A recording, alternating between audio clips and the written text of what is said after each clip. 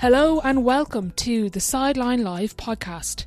My name is Orla and I am the host of the podcast, where every week we bring you a brand new episode with guests ranging from Olympic champions to local heroes, coaches, support staff and anybody involved in the world of sport.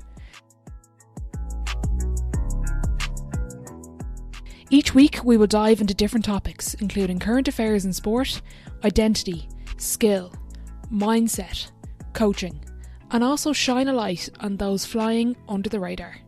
So tune in every week for brand new episodes, new stories and new insights you've never heard before.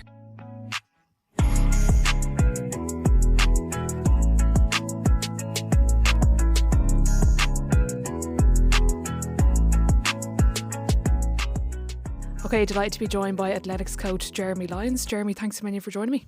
No problem. Thanks, Orla. For those who don't know who you are, do you mind giving yourself your elevator pitch to the listeners? I'm primarily athletics coach, so kind of working backwards.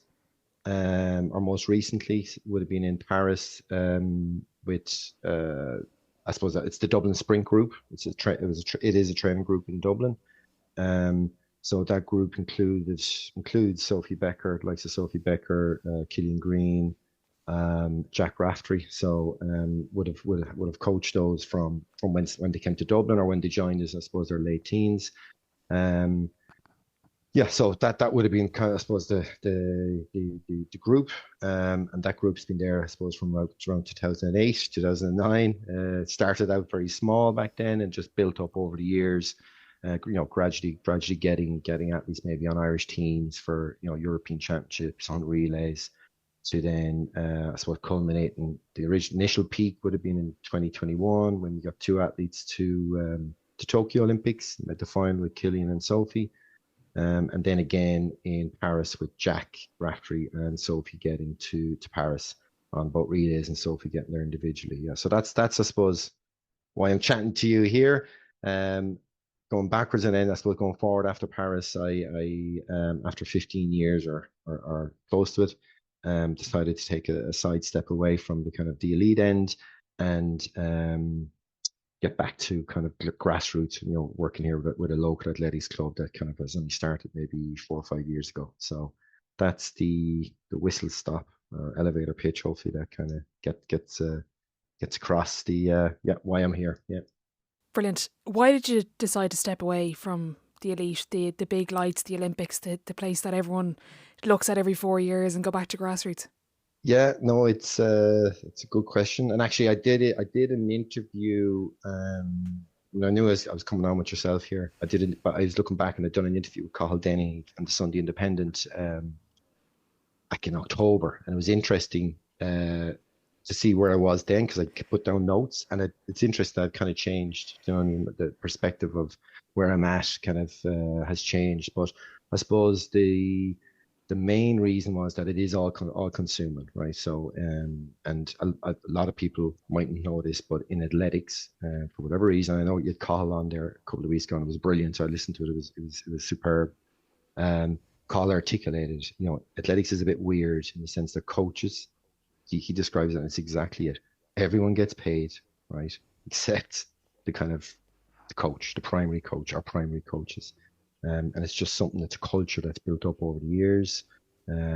It's very Olympian, or traditionally Olympian, but because of that, the vast majority of coaches, maybe not the vast majority, but the majority of coaches who will have athletes at major championships, like in the Olympics, will also have what I call a real job, right? Because it's not sustainable, particularly if you've got a family, you got a mortgage, you're of the age that I am, you cannot survive in Ireland as a kind of a full-time athletics coach. It's just not possible. So trying to balance up, I mentioned I have a family, they have 2 boys, 12 and 14, they're playing lots of sports. I've got a job in working with Mercer. So, there's a lot going on, right? So, after Paris, so that's grand. You're juggling all of that. It's like the old thing of you want something done as someone who's busy, so things will be just thrown, you just manage things, you can just basically get things done. But it was after Tokyo, which is 2021, I was kind of looking at it. Yeah, look, 3 more years to Paris. I was like, okay, that's fine. I was looking at, Sophie's there, Killian's there, Jack hadn't arrived yet. I was like, maybe just 3 more years here. So I don't know if I could go another 3 years after that, right? Partly because I knew what it took to get to Tokyo originally, right? To get athletes from, get athletes from where they might have been to the biggest stage. And there would have been a sense of having to maybe go back, maybe not this year. I think there's another cycle in the likes of Sophie and Killian and Jack, but to have to go back to the drawing board and build it all up again was kind of, I'd say, I was thinking, God, that's going to be a hard grind. Do you know what I mean? Especially because Tokyo had gone so well. And I kind of made the decision at that stage, maybe 3 years out, that you know what, I'm just going to go all in, focus, get as many of the guys to Paris as possible. And yeah, that was the decision. And it kind of, I think it helped in the build up to Paris because it just totally, I had a laser focus, I suppose. Decision making was simple. Will this help this person to get to where they need to be in 2024? Selfishly, not thinking the 26 or 28. But obviously you still would be. Out of a welfare perspective. But it's yeah, that was kind of a main driver. It was just I knew what was required, and I didn't. I'm a Liverpool fan, so I'm on a bit of a high at the moment after Sunday. It was a bit of the Jurgen Klopp. It wasn't the same. He stole my thunder when I remember when Klopp did his interview and Sinead said, "Did you hear what Klopp said? He's exactly whatever." It's like this energy. There's only so much energy that you can continuously, because that's what you're doing as a coach. You are constantly giving yourself, and it's not just physically at the track. You're constantly thinking. You're getting. I'll say you're getting a text at 10:30. Lots of coaches in all sports would say this. You're getting a text at 10:30 on a Thursday. You're just about to watch something on Netflix or whatever, and you're getting a text, and it's like that's your head gone. You're gone. You're just trying to figure something out. And that could be from anyone. That could be from an athlete. It could be from a race director. It could be from someone else. And you might just get on it there and then. It's just yeah. So that was the main reason. Was it's all consuming, and then there was a sense of I kind of had the sense that if I go one big push and Paris is as good as we would hope it'd be, that what a great way to kind of go out, right, or at that level for this version, for this kind of iteration. So yeah, I suppose a bit of a ramble there, but that's the kind of the main reason. And actually, sorry, as I'll particularly as I went through those 3 years, I think Sinead was the only person who knew. I thought Jared's one of the co-coaches in Dublin Sprint along with Aideen Sinnott. So I told Jared maybe a little bit before Aideen, because he was working with Athletics Ireland, right? And I remember he asked me for a coffee there kind of at the end of one of the seasons. I can't remember what it was, and he was thinking about going full-time as a coach. He was looking for some advice, and he was kind of a few options, maybe overseas, going here. And I was like, well, I hadn't planned to tell him. I was like, well, actually, can you just stay here and keep doing what you're doing? So I kind of told him, right, and that kind of really enabled a really good train, because all the decisions that we were making, he knew why I was making them, and I knew where he fitted in, etc. And then telling Aideen as well, she was kind of aware of it. So sorry, where I was going with that piece was I told Jared, and then he continued to kind of take even more ownership of the group. Right, so particularly in the run up to Paris, he was really taking ownership of the group, and I was looking at it, and I was like, going, I knew what I was going to be doing, but I was further validated because I could see I didn't want a situation where it came to where, if we were going another cycle, as myself and Jared kind of, I didn't want, not that it was ever going to happen, fall out or have a bit of a disagreement or whatever. So I wanted to give him a chance to grow genuinely, to kind of take which he was doing already, take the even more responsibility, make the group his own along with Aideen. So that was a kind of a validation, and a kind of a validation of the decision I'd made as well, that it was really giving him a chance to grow.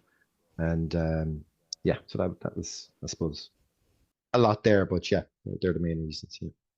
No, it's a good insight. I feel bad, maybe it's mean to ask this question, but if you were a full-time paid athletics coach, would you still be there?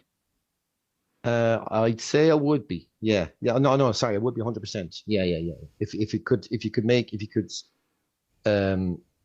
still, if I could still live the way I'm living, I'm not living in a mansion by any means, but if I could make a living, and then still do, something that you're passionate about, like that would be the dream job. Absolutely.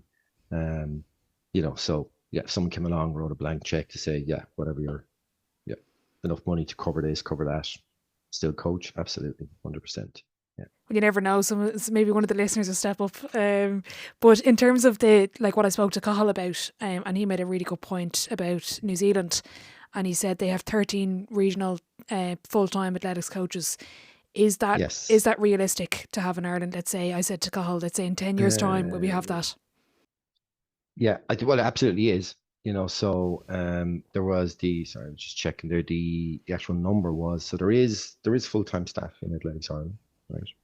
So the number is close to 50. So there's 50 full-time staff working in Athletics Ireland, which is great. But actually none of them are employed to be officially I would say a performance coach, right? So there's performance directors, there's head of disciplines, there's a head of sprints, there's a head of endurance, there's kind of support coaches there, but they're not being paid to be, a professional coach, right? So there's 50 odd people, 53, I think, including some part-time people in Athletics Ireland,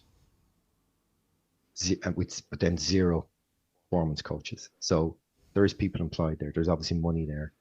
But again, I think it just goes back to the culture that um, it's never been traditionally where they've gone, I'm going to appoint Orla, I'm going to appoint you, you're going to be our sprints coach, right? And any young up and coming athlete, let's say you're 5 years ago, Rashida Aleki's coming through, and you're the coach that she goes to. If she wants to stay in Ireland, she goes to Orla, right? That's the kind of leap of faith that they'd have to make, right? I think. And the problem is, there's probably 20 cons. There's many pros to that, but there's 20 cons and reasons why it would never be done. It's like, well, you can't be asking, how do we pick that coach? And Jesus, that person's with, there's politics comes in. So I actually think, yeah, even if strategically, if you started swinging the pendulum to be, it's 100% non-performance coaches at the moment. If 10% of that staff was performance coaches in X amount of years, that's 5 coaches. 20%, what's that? That's 10, right? Do you know what I mean? So 40 kind of staff at Ladies Ireland, 10 performance coaches, Yeah. Um, and I suppose there are reasons for that, and I think, one of the things with it, like, I always try to be not too critical of Athletics Ireland, because the majority of people in there are coming from the same background as me, right? And they're kind of good people, but I think what is happening is that the sport is nearly trying to take on the mantle of being something too broad. It's kind of like, there's a kind of strategic mantra maybe to, hey, we want to get the country more healthy, we want to get people moving, right? And that's so broad, right? When in reality, yeah, we can still do that, but not like 100% of it. You know what I mean? So, yeah. Yeah. So they're kind of missing, obviously, the broader piece, and the importance of the country is obviously really important, but that piece, that 10% being the performance strand, is something that we're missing. Yes, absolutely. I think so. But in some ways, Alexander will say, yeah, where all these other initiatives are helping to fund high performance, and they are, right? There's really good, there's good sponsorship coming in. There is support going to athletes, and there is a kind of a bursary scheme or an expenses scheme. So like in Dublin Sprint, we availed of this, so we get those 10 or 9 to 10 coaches getting 10 grand a year, right, which essentially covers your expenses, right? So that's to get you to camps, to live on a camp, not live on a camp, but pay for your accommodation, pay for flights, go to meets, that type of stuff, right? So that's what's been provided. But I suppose was the point being that it's just to swing that pendulum back over to more performance side, right? That a lot of the funding that Legs Ireland will get from Sport Ireland, from government, is like, get Ireland healthy. It's there's age programs, walking Ireland, things like this. So there's lots of, it's almost like they'll get funding, and then they have to support that funding by appointing someone to oversee some participation scheme, right? So it's almost like the athletic or the Sport Ireland funding, the government funding is it's the tail somewhat wagging the dog of, hey, here's some money, point someone out to oversee that and deliver that program, a Fit for Life or Fit for Youth or Daily Mile or things like that, right? Where, I'd be looking at it and I'd be going, God, is there much of a crossover to that from my lens from a performance side? I don't think there is, so yeah. Yeah. Because we do see there was an announcement with more funding for high performance sport as well. But one thing that I was surprised by, and maybe it's just because I am removed from the sport, was there weren't tickets. Like I would have assumed, let's say I'm coaching Sophie and Sophie's in the Nationals and I'm going with Sophie to the Nationals, that I wouldn't have needed a ticket. But the reality was, if I was a coach going to it, I would have paid for a ticket. Yeah, you get me in trouble here now. So in that scenario, right, so there is, so traditionally coaches do not get free access to, a national championships, for example, like that example there.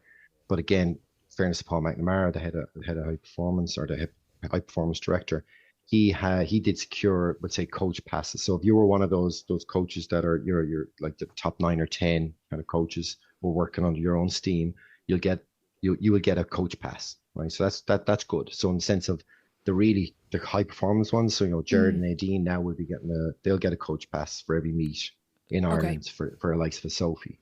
But then what happens? That's maybe 9 to 10 coaches. But then what happens is, and it came to a head, I suppose, it's the success of Paris was that the tickets sold out for the indoors, right? So the indoor championships, which is great, full house.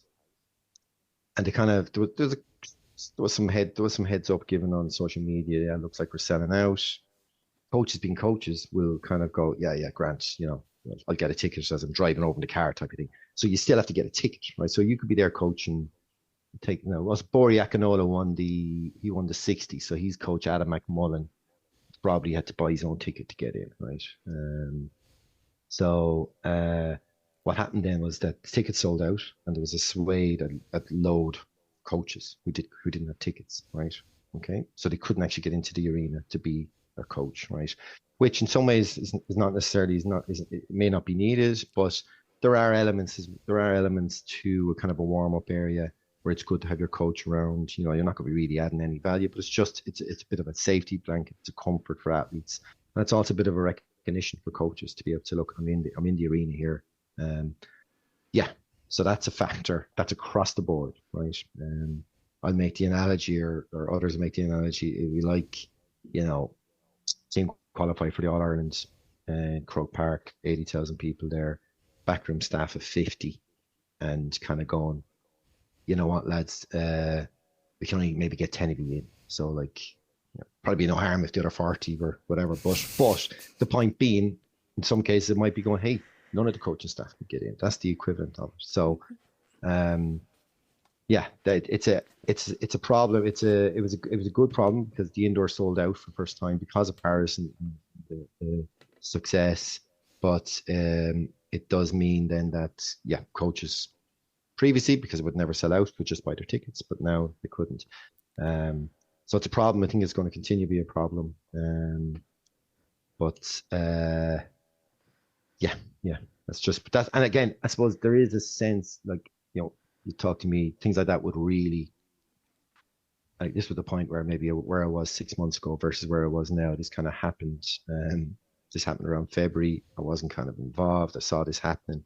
I was kind of somewhere involved in the situation of trying to get a coach ticket for a young athlete, and I reached out to Athletics Ireland, and it was just, the response just was it just really was grind my gears in the way they responded. It was just like, sorry, there's no tickets. I was like, I tried to explain the situation. It was like, I was forwarded onto another person. I was like, but there's precedent here. There was a certain situation. There's precedent here where an athlete can get a chaperone if they were a young athlete. For example, you could have 15-year-olds or 16-year-olds compete at national championships, and if their coach didn't get a ticket in time, they were going into could be their first national senior championships in a packed arena, TV cameras, with nobody. They mightn't have a parent there. They mightn't have. So that was the situation I was trying to get across. But I was trying to do it reasonably, but the response I got from Athletics Ireland, from people, certain staff, it just really annoyed me. And that's why then I went on social media to go, look, if anyone needs tickets, um, let's get if anyone has any spare tickets, coaches are out there looking for tickets. If any coaches need tickets, and it was a bit like, yeah, I'm not sure what the word would it be, ticket Tinder or something to that effect, where I was trying to match up people who had spare tickets to coaches who didn't have any. I think we ended up getting maybe 10 or 12 coaches who didn't have tickets. We got them in, including some coaches who had like young 16 or 17-year-old athletes. So, and sorry, after that, then that kind of few things came after that, and I was kind of sucked back into, I suppose, yeah, advocating for coaches, and yeah, so that's a bit of it was a bit of a pivot that I wasn't planning to take there around the start of the year. Yeah. And I will preface by saying as well, none of this is a slight against anyone or any staff. It's just to get an understanding of the situation and everything. 100%. But I do, 100%. yeah, 100%. And they do, Athletics Ireland do great work, and I know some of the staff in there and everything. Yeah. But I do want to ask, if, like, because the conversation's happening about there isn't enough support for coaches, what support do you get when you have Olympic level athletes and you're not a paid staff member full time?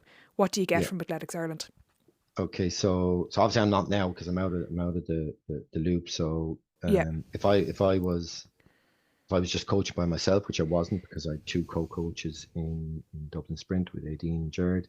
So you get 10 grand, right? So, and that's phased across the year. So that might be, four installments. I think it might have been 2.5 grand start of the year, halfway through, and then 5 grand towards the end of the year.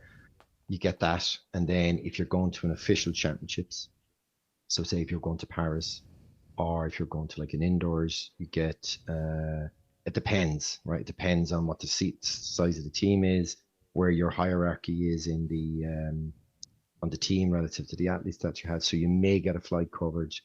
You will get into the team hotel, and you'll get passes. The team hotel, that's good because you can get all your food. You don't have to pay for accommodation. So it's essentially 10 grand plus travel coverage, travel and accommodation covered for the major championships, right? But we'll say if you're going to other meets, going to qualifying events or Grand Prix, etc., you cover that yourself, and that kind of comes out to 10 grand, as well as training camps. If you're going to Portugal, if you're going to South Africa, you're kind of paying for that yourself, out of that 10 grand, which that's soon gone. So you're still losing money. You're losing money. If you're kind of doing it right. I think Shane McCormack did the numbers. I won't tell you what the number was. It was one particular year he did the numbers, and it was just shocking that what he had to spend to be a volunteer coach, as we call ourselves. Yeah. Because that was the piece that I spoke to Cathal a bit about, and it was more from an athlete perspective of looking to, I think it was the likes of the Netherlands, I could be wrong, where they employ them within their civil service and it works out that way. Like, is there a way of not necessarily giving more than 10 grand, but it's a tax relief and there's a governmental role here? Yeah, you could. There's things around that you could do, particularly on the athlete side. I think, I think the Italians are good at that. Kenya as well, where you'll be part of the government. You'll be a government employee, but you're really, you're really a full-time athlete. So I think there would be benefits there. And actually, thinking about it, there could also be that could somewhat be applied to coaches as well. There could be something there where. I'm sure there's a lot of places where the expertise that would say a performance coach in something like athletics or swimming could also cross over to help other areas. But I suppose Sport Ireland will say you are getting funding to do that. Other NGBs do it. If you look at the likes of gymnastics, they full-time coaches, swimming. So we're actually coaching, their performance coaching. So there is money there, but I suppose it goes back to our culture of its volunteerism, volunteer coaches, and it's just getting that shift. So I do think, the likes of Army, police kind of supporting athletes for sure. I think that could work, and it could work as well for potentially um, for coaches. But again, that requires a kind of a higher level joined up thinking, not just to fix athletics. Do you know what I mean? So yes, 100%. To joined up thinking, sport, education. If governments could look at it from that perspective, because I think preaching to converted here to say the benefits of sport from an education perspective, the benefits of sport from a health. If people just moving once a week, twice a week, 3 times, 4 times a week, you'll have a much healthier population, less people are in health service, etc. So I think, that would have to come at a very, very high strategic umbrella level to feed down. But again, it could work, Yeah, maybe someday I'll get the Minister for Sport on. Why did you do it for so long if it, there's a number of, not just yourself, but there's so many full-time volunteer coaches that, spend money. You mentioned Shane. Why did you give so much of your time for so long to it then? I think that's a good question. I think, there's an ego there as well, right? So I talk about, like, one of my philosophies is that you need to, and I'd learned that from Nadine Sinnott in Dublin Sprint, you need to leave the ego at the door, right?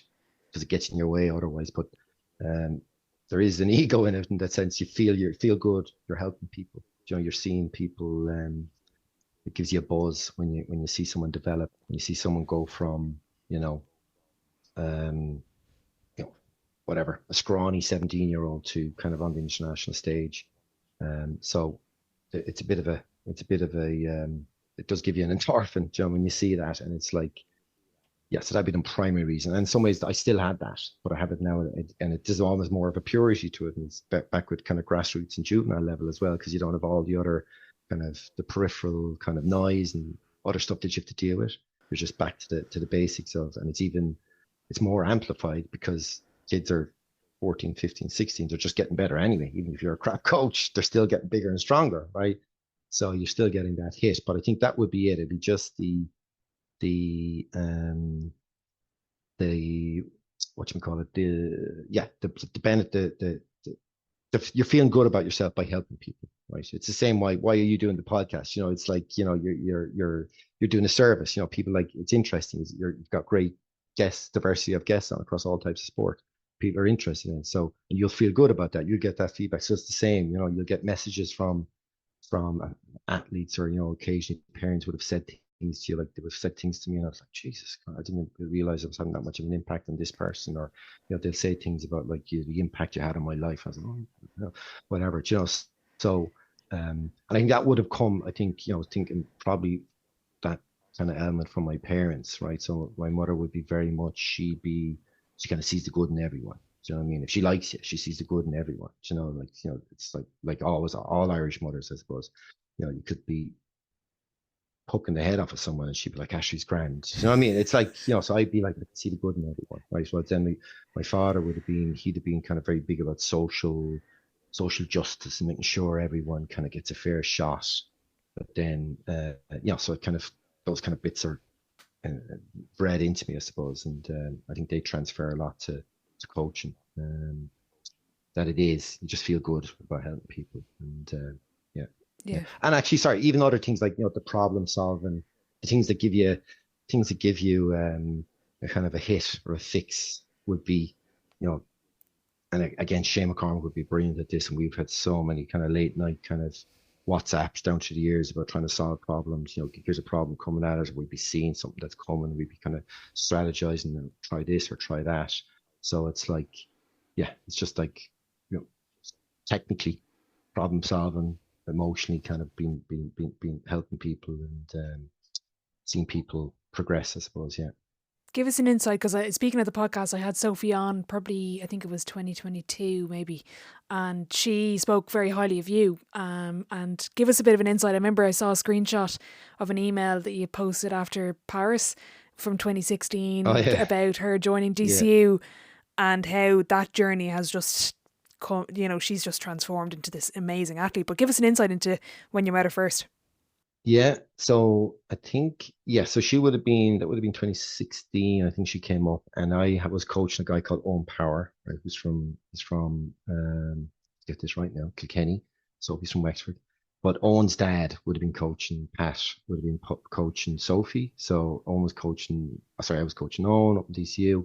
And he goes, oh, this Sophie Becker's probably coming up. And I was, oh, yeah, yeah. See, you'd be looking at times. I'd always be looking at, the pipeline. You'd be looking, okay, maybe 16, 17-year-olds. You can see times, and you'd be going, oh, they're from such and such a place, or, they'd be coming from this club. You'll know they'd be good technically. So, Sophie was one of those types. So, yeah, she came up through connection was again, through word of mouth, through Owen.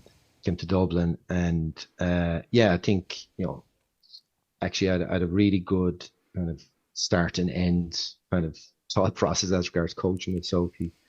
I remember her first race would have been then the 2017 indoors, and she had never run she'd run 400s, but I'm a big advocate of breaking down the race and kind of simulating the race and kind of breaking it into maybe 2 or 3 or 4 phases, particularly indoors, because outdoors it's 400 meters all the way around. You got your own lane, you don't have to worry about something. Indoors, it's the first 200 are in lanes, and then you cut in, and it gets a bit argy-bargy, right? So I was trying to get across to her that set it up, because she's really good at acceleration even back then. I was saying set it up, but then when you come down off the hill, as I call it, the bit to cut in, I was like, just relax for a little bit and get into your rhythm, right? Because that's what I'd be saying that to, back then. Craig Lynch was around back then. Be saying it to him. Those guys kind of had been doing 400. They'd get it, right. So I used the same cues and the same language with Sophie. And I remember watching the heat. She went out like an absolute rocket. And I was like, jeez, that could be a bit too fast there. And she's coming around the hill, and I'm looking at her, and I could see, okay, just relax there a bit now. But she obviously took it too literally and started bloody jogging. Right? So she went from first back to 6th, right? And I was like, oh, she literally did what I told her, literally, right? Where she just relaxed, and then she kind of went off again, and she made the final, right? So that was me kind of learning how to communicate with her at the very start, right? That was 2017, and then fast forward with all the stuff that went on between 2024 and Paris. She'd ran the heat in the there was two elements where I was like going, Jesus, she's come from there, where I'm like giving her a very simple message, and she makes an absolute haines of it, right? To in Paris after the heat, where she ran okay, but she got into a really good position at 250, and I remember saying to Jared, she just switch off or not kind of commit to it. She was in such a good position in the heat of the Olympics, first time individual at the Olympics, and I think she might have maybe not panicked, but she just kind of didn't go for it, right? And I was saying it to him, and he was saying it to me. We're totally agreed. Two of us agreed. Went all the way down, and she came out into the warm up, back out to the warm up track, and she goes, she literally goes, I just switched off at 250. I saw myself, I saw where I was, and I just kind of, again, panic wasn't a word, but she was totally on it, right? So that was one piece where, we didn't even have to coach her, right? And then the second one where I was telling actually someone this recently that there was, I remember after the final of the relay, where it was like just, the intensity was amazing. 80,000 people, the buzz in the stadium was just off the Richter scale. There were girls walking out, the dream team from America, the Dutch, the Brits, the Jamaicans, they're all there. And, you're there as a coach, you're nervous. Again, beside Jared, and they, for whatever reason, they call the girls out onto the blocks, right? And you'd see it on TV, and they go through them all, they all give the waves. You're out there quite a long time, right? And then it all stops, right? And then normally it's like on your marks, right? But for whatever reason, they must have been waiting for TV or something, but they started doing this weird heartbeat thing. I was like, literally, I remember it. Like, do for like 45 seconds. Literally was like 40 to 45 seconds, right? And I was like, oh, Jesus, will you just get on with it? I was whatever. And Jared was like, oh God, just because you just want to kind of whatever, you're built up and the gun goes, whatever. That's grand.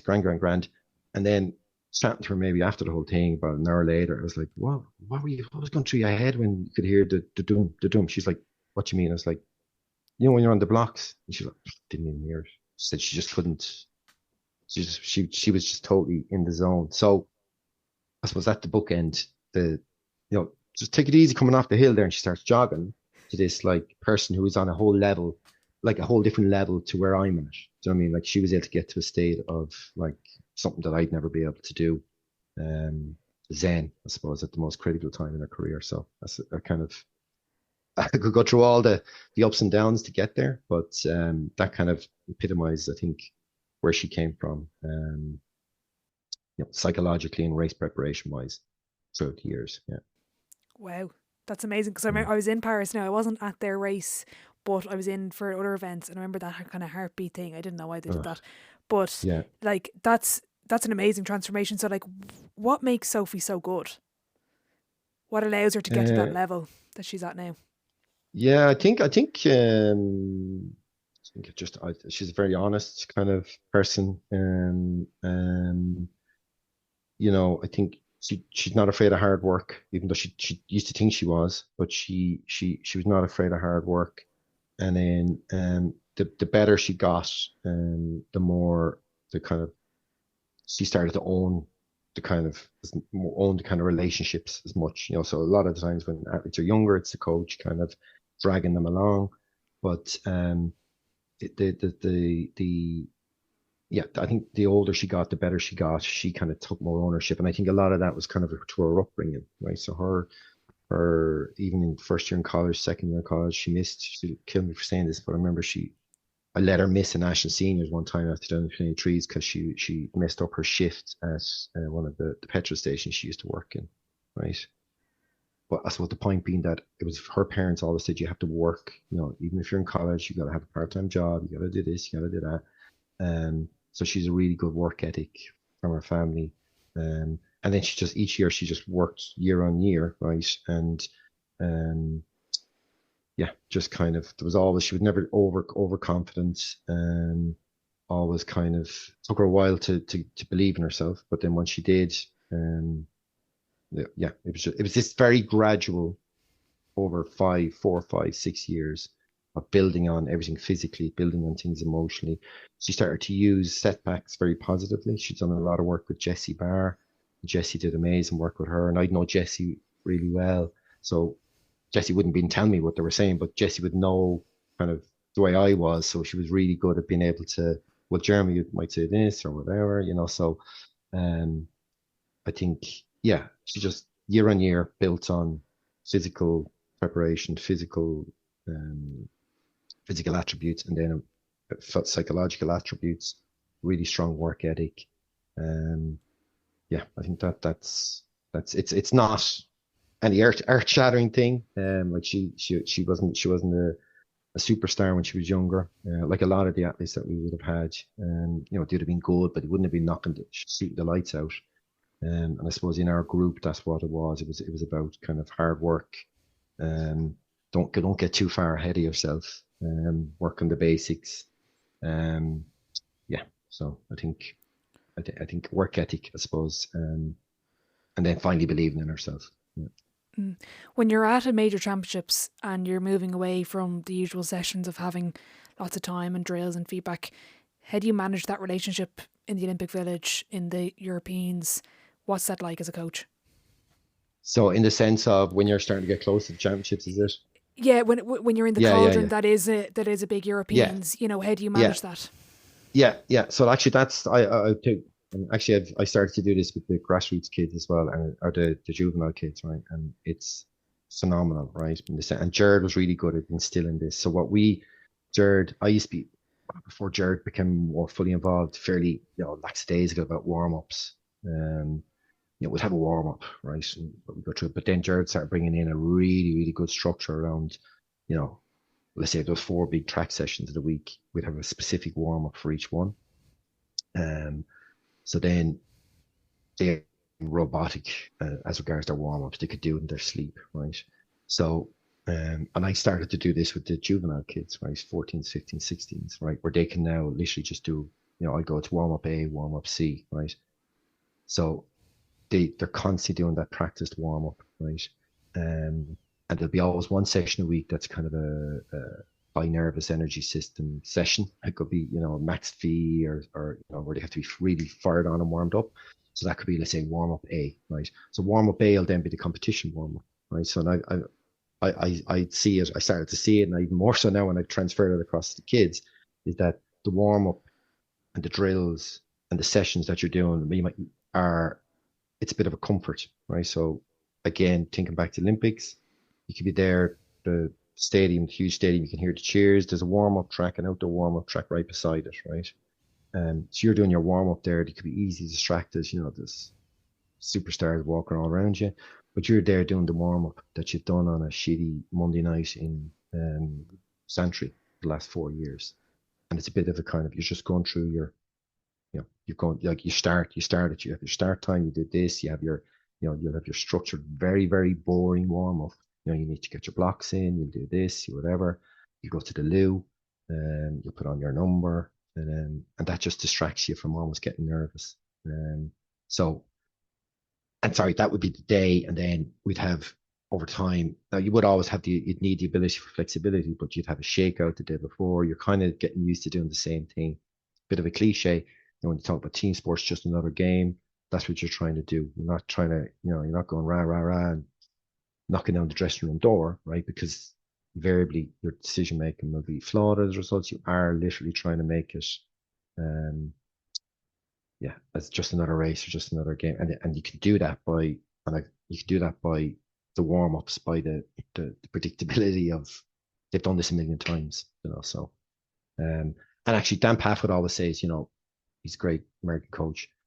You know, as a coach, you can, you know, the days before a race, you're not going to make any difference, but you can actually, he'd put it a lot more eloquently, you can actually mess an athlete up, right? In the sense of doing something stupid, saying something stupid. So the closer you get to the big race, the less you're doing and you're stepping back, you know.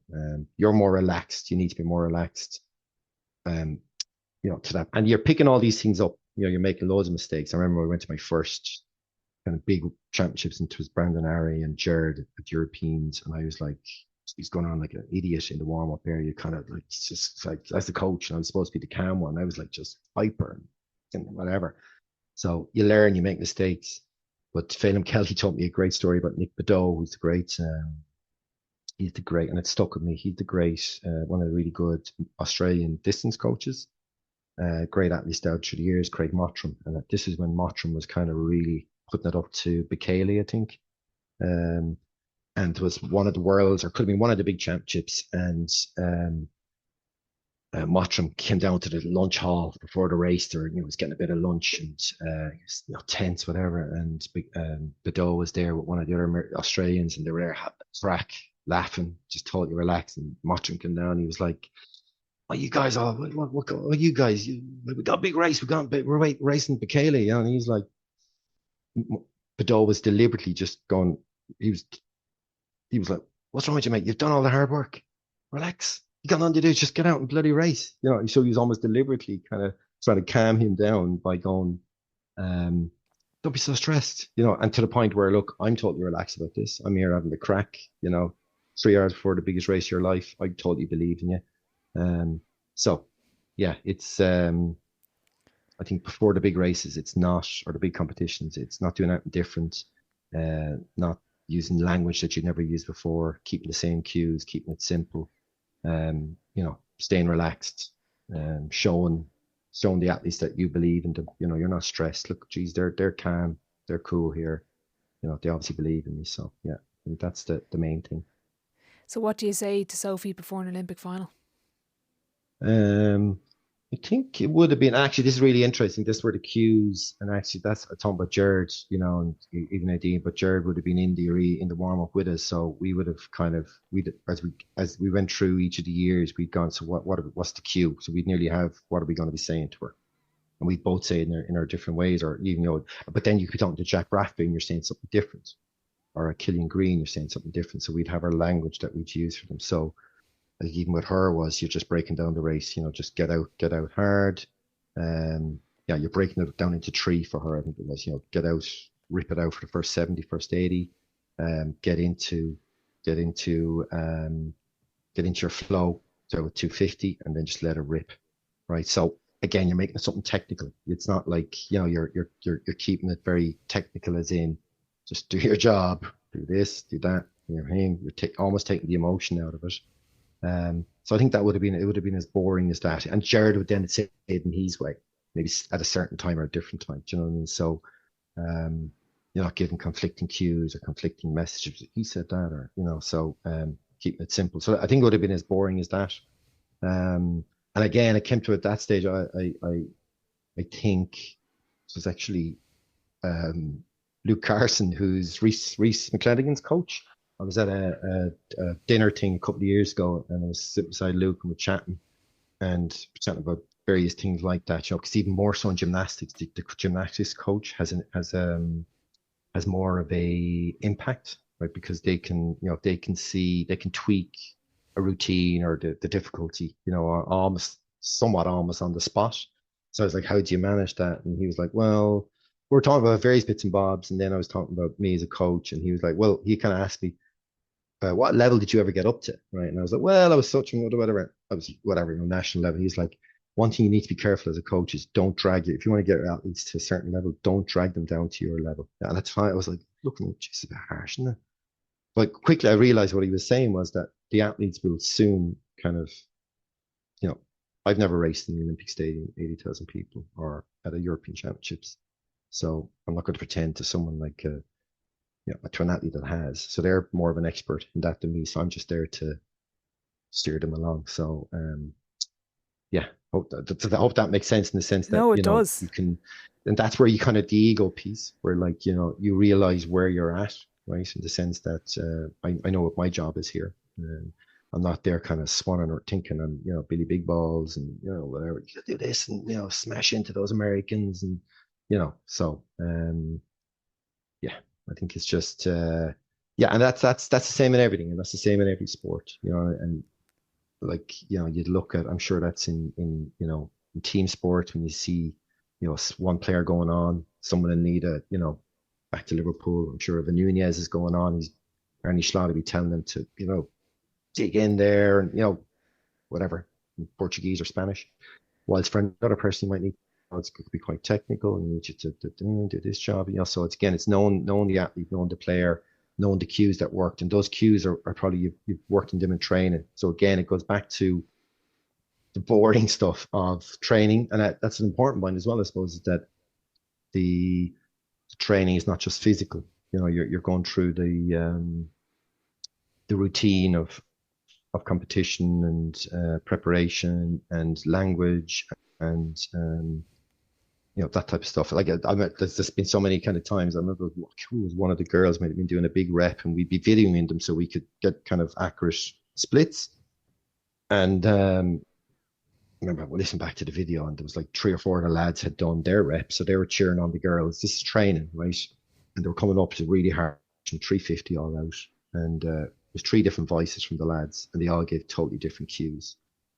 Push on, relax, whatever. So it's like the athletes, they're not even hearing them. But yeah, language and cue and that type of stuff is very important. I love that insight from Luke. So you're a pro. I think you probably would know from listening to all the episodes, but I ask everyone, where do they learn from? Because as you said, you haven't, raced in front of 80,000 people, reached Olympics. How do you learn to coach those athletes, and who do you go to? I think, you're being constant. I think you're just constantly picking it up, right? So it's like, I can't remember her name. I was listening to a podcast. I think she was a British, I can't remember the sport. It could have been judo or something like that. A British coach. You covered an interview a few years ago, and she says you've got two ears, one mouth. Do you know what I mean? But a lot of times people do it the other way, where they do double the talking and half the listening. So I think if you're just watching and listening, right? And this might seem like a bit whatever, but you can get something from everywhere. So like some of the things that have stuck with me, and I'd look at my kind of coaching philosophy would be, I remember one time it was a work thing, and Joe Schmidt was doing a kind of a breakfast briefing. And he talked about, someone asked him, what's your mantra, Joe? And, they were probably expecting for something totally insightful. And he just goes, just turn up. And I was like, oh, geez, I want more than that. You know what I mean? But I actually thought about it. What he said was like, you just keep turning up. Do you know what I mean? So you turn up, right? So that was quite a simplistic, and he wasn't saying just be at training. He was like, when you're at training, what I took from was be there, be present, be always on. Do you know what I mean? So always turn up. And so you take something from him, I take things from Aideen. Do you know what I mean? Just interact with Aideen, leave the ego at the door is what I'd say.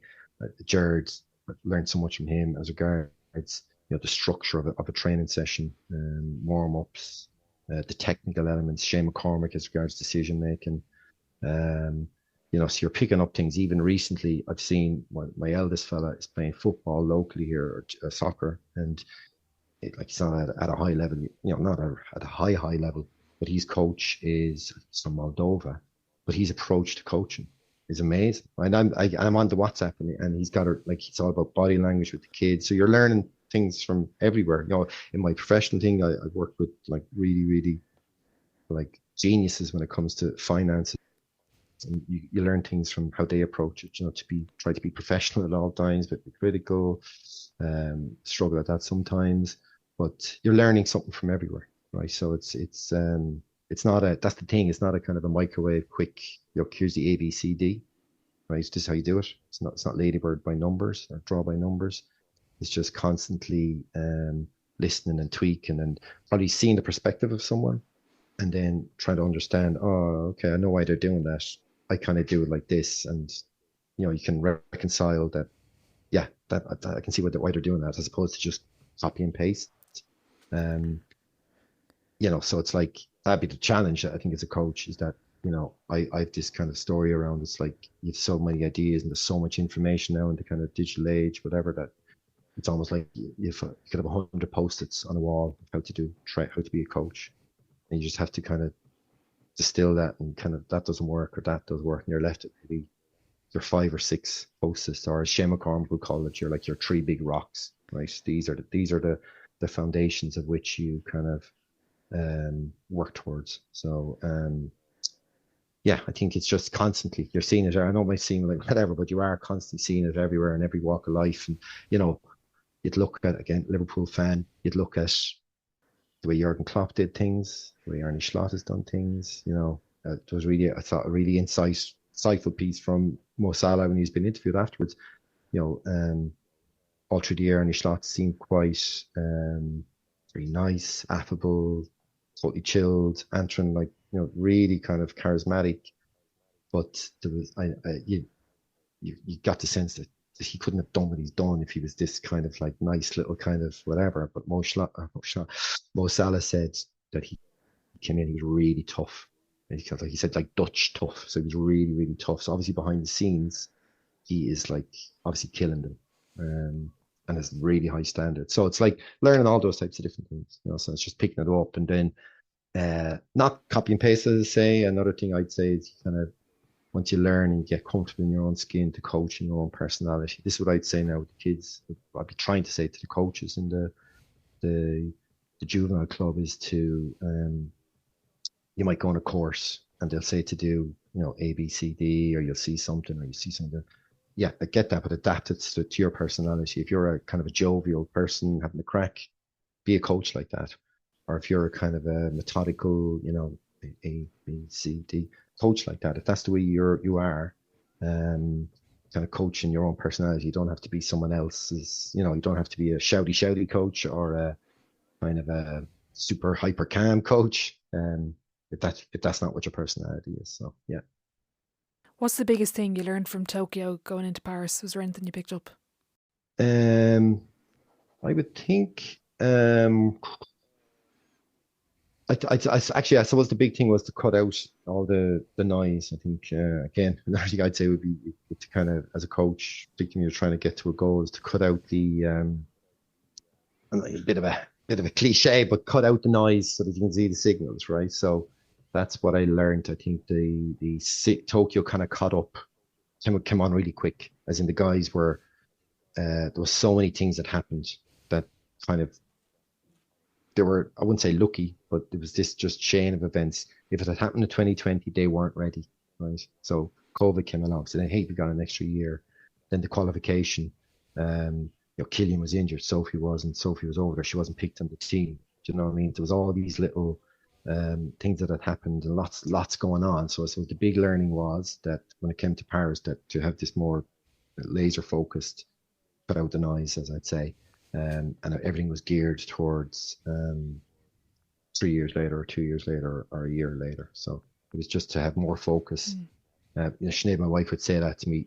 I'd be giving out about things, or moaning about things, or moaning about whatever. And she go, well, is this for the better of the athletes? Is this going to get whatever? And I'd be like, no, it's not. Well, then, so forget about it. I was like, okay, grand. Do you know what I mean? So it's like laser focused on what the strategic goal was. And then the kind of tactical decisions, the day to day, become a lot easier. So I think that was the big thing. Yeah. In terms of I listened to a couple of things that you did before this, like the couple of podcasts and interviews. One of the things that kept coming up was how organised you were and how everything was planned. And I'd interviewed Daniel God. Whiffle recently, and someone gave me a Yeah. great question, and they were like, ask him how he breaks down this lofty 4-year cycle and this one day into the 4 years. Like, I'd love to know how you break that down. Even you mentioned it earlier, kind of building backwards. How do you do that? Yeah. So I think, and again, this would depend. It depends. So we used to do it. We was probably planned 12 months out. So, but then with the Olympics, again with the focus there, newish qualification system that came in where it was points and you had to get into certain meets, and there was a lot of kind of shenanigans going on regarding that. So, the that's what it did change in the sense. So you're still technically the training, you're still working on your fundamentals. So that, like, the 5 post-its that you're working on, acceleration, max V, speed, endurance, all that stuff, you're still doing those, but you're just kind of, you're fitting them in, intra week. That's fine. That's what the big difference would be. You'd be looking at, okay, when's the cutoff? When's the trading cut? When's the qualification cutoff? So you'd start there, right? And then you'd work back to when's it open, right? So you might have a window of 11 months or 13 months, and then you're looking at races. So you might, for 400 meters, it can be useful you can get 2 indoor races which count for qualification. So you're looking, okay, we might need to go, let's try nationals, maybe let's get a good meet. So then, okay, if you're targeting then, but an athlete mightn't be ready, they might be hurt. So you're going, okay, we're going to skip indoors, but let's say you're not skipping indoors, you're going after indoors. So then you're going, okay, we need to be ready for indoors. So then you're broken it down into 2 little seasons within the 12 months. And then you're just working back from the first race indoors. By whatever first week of January, you need to be on it and ready to run a PB. What you need to be doing there, okay, you need 3 weeks of. So you're just working back. You're working back from your T, which is your target race, to where do you need to be 10 days out, 30, 60, 90. Again, it's not very fancy or sophisticated. It's just doing the basics. And then having the flexibility, again, Dan Papp would say this plan B, which, nothing's a straight line. You might be targeting, hey, we're going to go after these 2 big races indoors to get good ranking points. But then you might get a niggle on a Thursday before a race, and your indoors are gone, and you got to pivot. So always have a plan B, maybe have a plan C. So I think once you have your strategic goal, you have your kind of fundamental way you approach training. It's easy then then you're kind of somewhat cutting and pasting what you've done previously with little tweaks. Every year is not the same, but you're just keeping your fundamentals, keeping your basics, and then working backwards. Yeah. When you talk about high performance coaching, what have you learned from that to bring back to the grassroots level? I think I kind of touched on some of them already. So the basics of kind of creating, getting the athletes ready for competition by kind of making it very predictable and boring. Not the right word. Where for warm-ups, race preparation, you're doing that day in, week out. But I think the big thing I would take is that there's so many. If you look at the long-term athlete development kind of spectrum, these little windows where you work at certain aspects, so skill acquisition when they're, I'm not sure what the age is again, 8 to 10, speeds pre-12, you're taking puberty, pre-pubescent, accelerated, you start bringing in endurance, strength. So hitting all those windows. So that's what we try to do in the athlete. Now it's not easy, but I think that would be the big thing, is that kind of getting the athletes to work through all of those phases at the right time, and sorry, I would always advocate this, is that it has to be, I know it might be cliche, but it has to be fun and good crack, because again, even at the elite level, we always have, training was always good fun, good crack. You wouldn't want to be too sensitive because you'd get ribbed. and that would include me as the coach. Nothing was sacred. So it's always just having fun, right?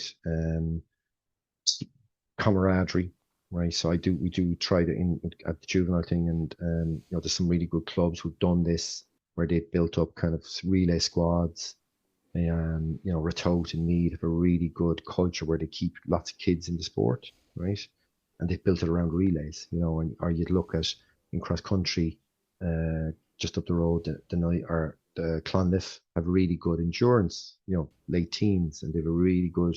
They kind of buck the trend as regards, juvenile fall offs because they have a really good kind of juvenile endurance culture, right? And there's a gang and they're all really good friends. So it's like keep the kids in the sport by making it fun, kind of making them friends. And actually, the other thing is, which I learned again from, it was actually an Northern Ireland guy, worked for British Athletics, talking about strength and conditioning when it comes to young kids, particularly teenage boys. They love, and girls actually, skill acquisition. They love learning. A lot of them love learning new skills and being challenged, and kind of, we do with the younger, 14, 15-year-olds, we might have a bar, and we're starting to get them to try and do a clean, right? They just love that, trying to learn new skills. So it's, I suppose they're the things that make sure you're hitting all the kind of long-term athlete development aspects, having a fun,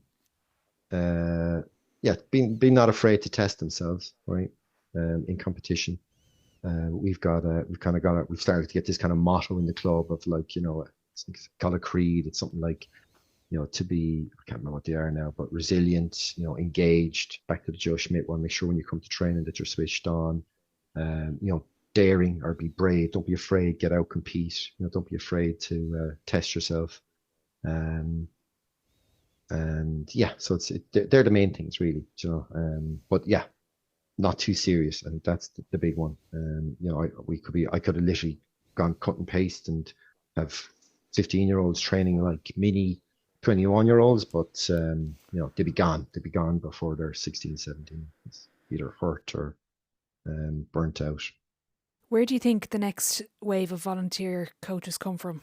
No, I think there's you don't know what they so I know I was criticizing Athletics Ireland somewhat, but like they have really good coaching courses, right? So there's a really the bar as regards coach education has gone so high, right? It's much, there's level ones, level twos. So if you go now to a juvenile championships, you just know by the kids, the warm-ups they're doing, the drills they're doing, the technical proficiency on technical events like hurdles, long jump. So there is coaches out there, right? It's just a case of will they get lucky or not unlucky? Do you know what I mean? It's you don't know where they're going to come from, but I think the base, because the base of athletes is widening, there's obviously a base of coaches that is getting them up to that level.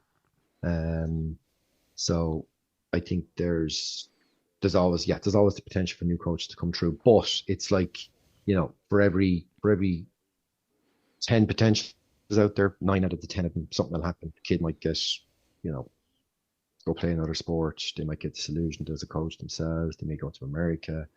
There might be some personal things, family commitments that they can't keep doing what they're doing. So I think, as long as we keep expanding the pyramid of athletes, there'll be a pyramid of coaches there supporting them, and then it's more likely for coaches to break through.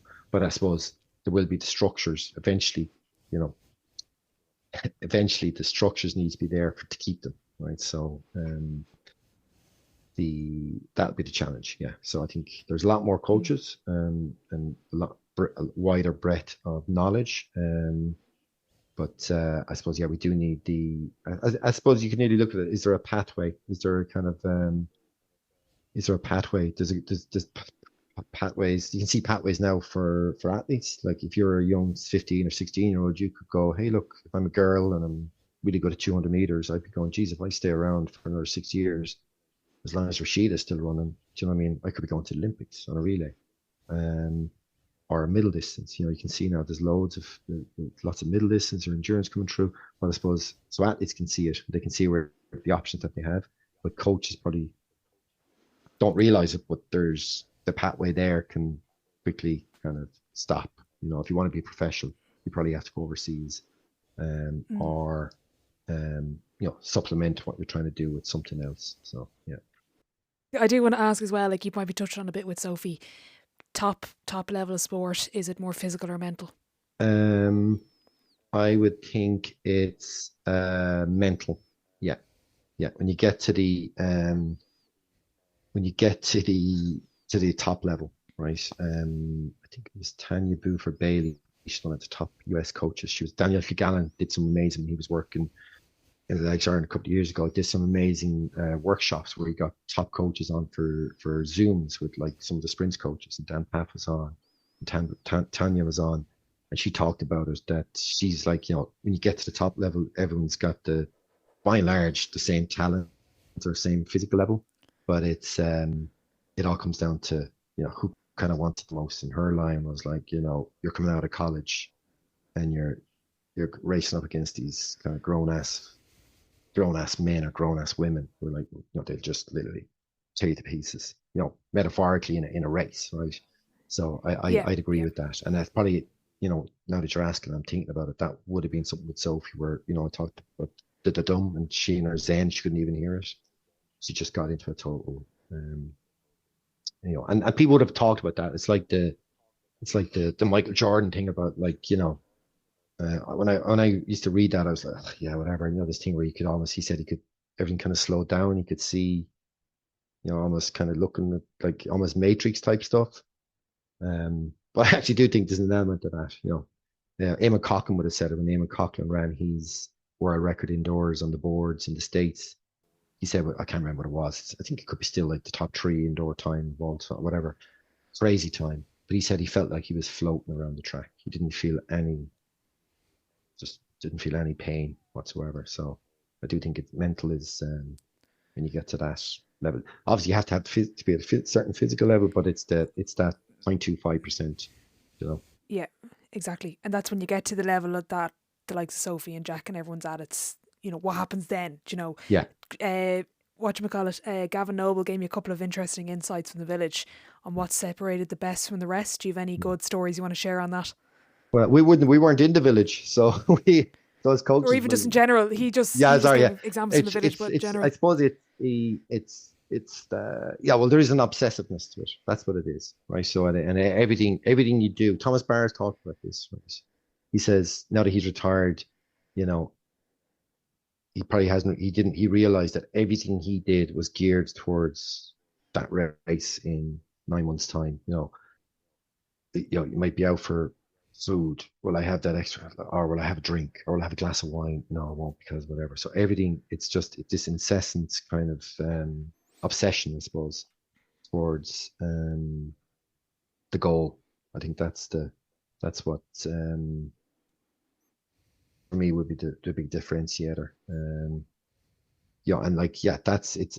I think at the top level, I think everyone has kind of made that kind of shift. That's why they're there. So I would say that's the main difference, and that would be then in everything you do, right? So it's like in every training session, every meet, every race is geared towards. And some of the times it might be, they might be ready, they might be fully ready, but they're putting themselves in an environment. Again, go back to Thomas Barr, Drew Harrison, his coach, one of his coaches would have said that he never saw someone who could contextualize performance even before or after than Thomas, in the sense that he would know he might have gone out to race in Shanghai or somewhere, or Doha, the Grand Prix, and came 4th or 3rd, and it was like, 49 high, but he was able to contextualize it because he knew where he was at training. And so and why was he like that? Because he knew where he was going with the big picture. So, it's not always about like every time you're going to knock it out of the park. You have to sometimes put yourself in a situation where you're not 100%, because you know where you're going, and it's good for where you're going. Yeah. One of the things I spoke about recently with a couple of guests was what is, trying to find how do you maximize your potential, and it's about, or even your talent, or particularly in the sport like athletics, where you're trying to push it to the limit, find the limit, but don't go over the limit. So as a coach, how do you find that line and not go over it? That's so hard. That's the particularly in athletics, that's the killer. And probably it's in other sports as well. down through the years, I've tried all sorts of things, the kind of apps that track, RPs and, track your sleep and, so it's just that fine balance of not pushing it too hard. But again, over time, the program that we got was that we knew the basics.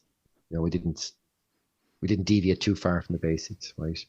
Because you could be just one speed session away from hamstring strain or calf or Achilles. So it was just kind of balancing up,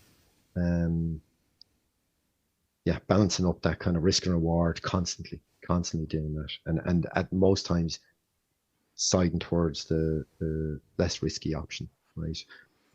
You'd love to be able to be hammering out kind of like Rambo sessions constantly. Do you know what I mean? And rocking it out and killing it 5 days a week, but you couldn't be doing that because bodies will break down. So and that's sometimes where that's where an ego can come in, and that could be with a race, that somebody and again Shane would have really kind of talked about that a lot, and he would say that if someone is in, they might do a heat 200 and they might knock out a PB and he pulled them from the final. That would be a big race, because he knows he'd say they're in the red zone. They're ready to like just probably pull a muscle here because their body's never gone to this place before. Whilst the ego be like, oh, go out there in the final now and knock it out, take another 2/10 off of that. So it'd be, as the coach, you're kind of the responsible person in the room, particularly when they were developing athletes, and you might need to go take the decision out of their hands. Don't do that session, or rest today, or don't run the final, or don't do that race next week. So it's kind of err on the side of caution. What's also getting the requisite amount of work in. That's the challenge, for sure. Yeah, I don't think there's any. That's where the science and the art comes in, and kind of. Yeah, there are kind of measures that you can see. You might be looking at someone in warm-up. Dean Sinnott would be really good at looking at someone saying they're dragging their left, and like, what are you on about? They'd be like, look at her hip. I'd be looking. She'd be able to see. She wouldn't be doing some formal screening, but she'd be able to see. And then she'd go, my kind of glutes a bit sore. And it's like, okay, yeah, grand. You need to be telling us that. But she could, so it's the science and the art of balancing that up. Yeah, I've written down a few things. Just from insights from what you've given, whether you've said it or not, but the keys to being a great coach, just from what you've said: laser focus, communication, know your athlete, build the relationship or the rapport with them, positive culture or fun, and no ego. Are they the keys to success? They would be, yeah. I think that's it. Yeah, I think I've over here on my other screen what my philosophy was in case you asked me. So I think. Sorry, there's one I would go on, share it there. No, that's it. You pretty much coaching. The other one would be know your weaknesses, right? And that kind of is the ego piece as well. And that's why, I would have asked Jared originally and then Nadine to kind of come in, because there was elements that I knew I had a deficiency in, right? So, again, in athletics, it's not a culture of that. In other sports, there is. You have a backroom team, you'll have an assistant coach or assistant manager, and it's great for even just bouncing, the selectors at the sideline of the G, you're having a little tete-a-tete with them. So in athletics, there's no real tradition of that. And I always found that was weird, because like, I'm not the expert on such and such or this or that. So then find people who are, so yeah, know your weaknesses. So I knew what I was good at, and I knew definitely what I was bad at. And then tried to kind of fill those gaps with people who are, was they say, surround yourself with people who are more intelligent than you, or whatever that line is. So yeah, I think know your weaknesses and then find the right people to help you fill those gaps. Yeah, you've led it on beautifully into my next question, because Paul Kilgannon would have done he's a kind of coach developer more in the GA space, and he would have talked a lot about philosophy as a coach. But one of his questions, and he's taken it from Oprah actually, but what do you know for sure about coaching? God, what do I know for sure about coaching? Actually, that's a hard one. What do I know for sure about coaching would be, actually, sorry, what I would say is what I know sure is that you won't succeed if you're not yourself. I suppose that's what I would say, right? And that kind of talks to my point about coaching in your personality. So if you're trying to be something that you're not, right, I think that would be the main thing. So, yeah, don't try to be something. Don't try to be a coach that you're not. And then that does lead back to what I was saying, that if there are areas that you're not, as in, find someone who is, so example there would be, we'd joked about it, but then it became a bit of a real thing where in our group, I was kind of the good cop, and then Jared would be the bad cop, and Aideen would kind of keep it all kind of nicely harmonious. So, I become a Jared, and it's like we deliberately have done it. I go, look, you go over now and you tell him to, and he go over and he'd rip them out of it, in a very constructive way. And then I'd be over going, I was giving out to you. I was like, oh, Jesus. So him, look, next time, just come on time for the warm up, and then he won't be giving out to you. So I mean, so it's like, I'd be like going, naturally would be like, don't be giving out to him. That'd be my mother. She'd be like, she's lad, he's grand. She's grand. Sure, look, he's busy in college. Don't be giving out to him. Do you know what I mean? So it's like, if you can, coach in your personality and be yourself, I suppose. Yeah. You mentioned your kids there. You have 2 kids. What would you love for them to learn from sport? I think it's the resiliency. I think is the big one, right? Because sport, I would say this jokingly again with even the younger ones. It'd be like, sports like life. It's hard, right? So that's what sport I think gives you, is that there's the ups and the downs. Unless you're like this, wonder kid phenom, it's going to be, winning from age 5 up to whatever 17 or 18, but then that'll have its downfalls. But it's that, it's the resiliency, and it's that, you get nothing for free. Do you know what I mean? And you have to work at it, and it's hard, and you got to, particularly in athletics, I think it's the same in all sports, that you'll never get anything that you don't deserve, right? And unfortunately, a lot of the times you won't get what you deserve. So it's like, it's hard. So I think that'd be the main thing from sport. And then I really like with the kids is that they do athletics, but they also do team sports, and there's different dynamics there, that the team element, I think that's really important as well, and I can see that they get benefits from that, and, helping each other. And that goes back to that coach that I was telling you about. He talks a lot around, he'd be talking about like, attitude and different perspective of attitude and body language. And, if they're rolling their eyes, being subbed off, he's kind of, he's giving out to them about it. So, they're getting different perspectives, so that when the hard stuff in life kicks in 20s, sport has somewhat helped them towards being able to manage that, I suppose. Brilliant. We're going to run out of time, so I'm going to get you back on again in the future, but I do want to give you a bit of time to talk about, you're setting up a athletic coaches kind of group, is it? Yeah. So that was, that's kind of, it's not a union, I suppose it is. So it's literally just so after the indoors, a couple of coaches reached out. We kind of had a discussion. So we're getting it to Athletics Coaches of Ireland Association. So it's just to kind of a group to work on the interests of coaches, right? So give them a platform around various aspects, so like, athlete pathway, coach development, try to make coaching in Ireland potentially if you want it to be a professional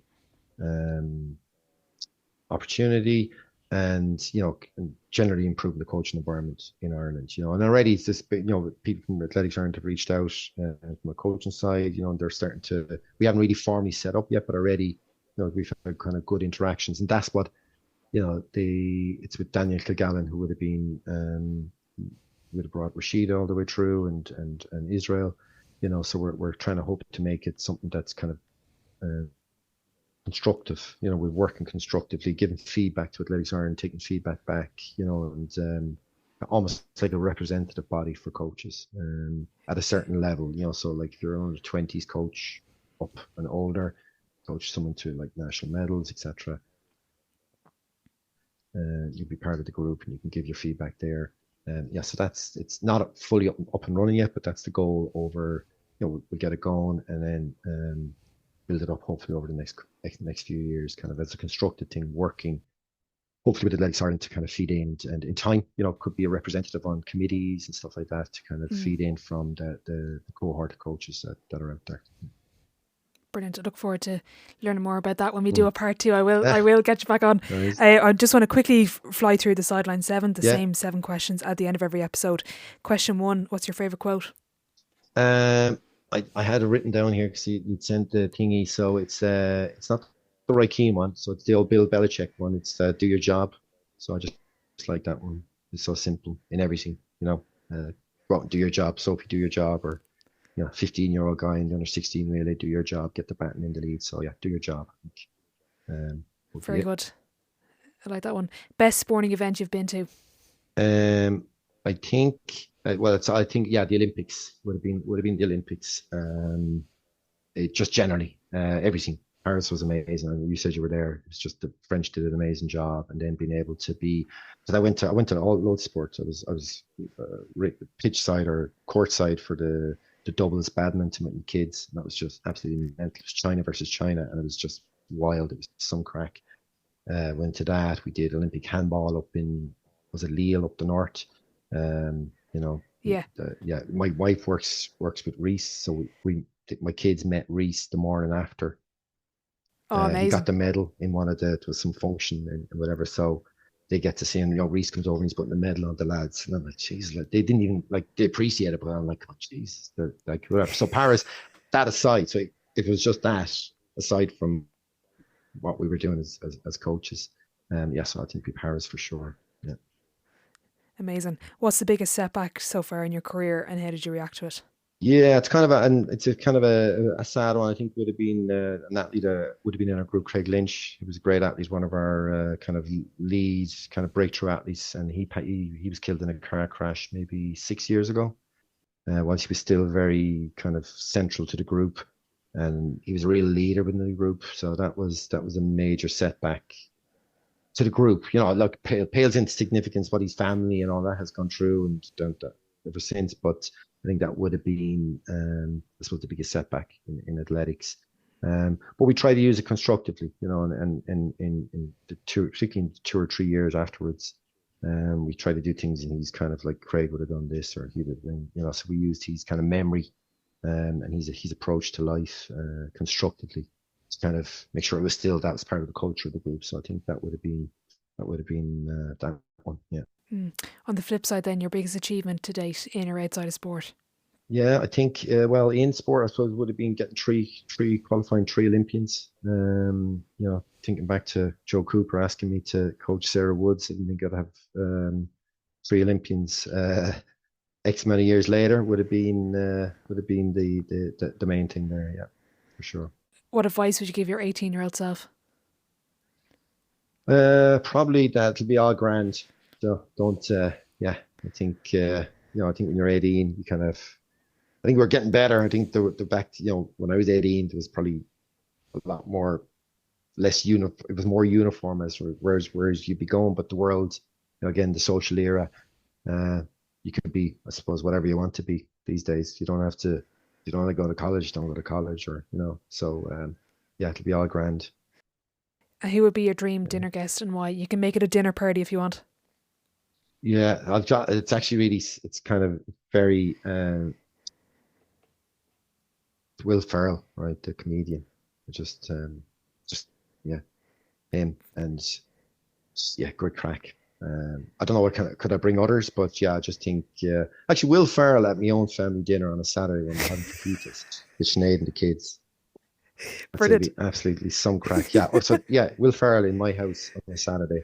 Brilliant. Having fajitas. Yeah. Very good. Final question before I let you go. If your life was a book, what chapter would this be called? I went to see the 20th anniversary was on throughout this week, so I went to the cinema. So it probably would be, you can take from this whatever you want. It would be, what was it again? Episode 3, Revenge of the Sith.